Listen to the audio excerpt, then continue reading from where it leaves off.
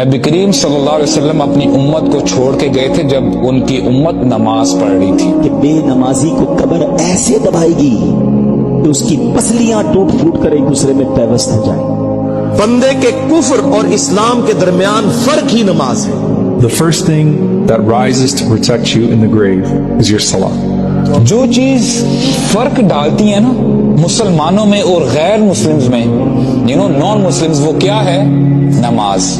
ہر کام shift کرتے رہے مگر کبھی نماز کو شفٹ نہ کرنا، نماز اپنے وقت پہ پڑھنا. نماز جان بوجھ کر قضا کرے گا، اس کا حشر بروز قیامت فرعون، حامان اور ابی بن خلف کے ساتھ ہوگا. میرے نبی کے دنیا سے جاتے ہوئے آخری الفاظ تھے الصلاۃ الصلاۃ الصلاۃ. میری امت نماز نہ چھوڑنا، نماز نہ چھوڑنا، نماز نہ چھوڑنا. بندے اور کفر اور ایمان کے بیچ فرق نماز ہے. اسے ترک کرنے سے بندہ مشرک قرار پاتا ہے.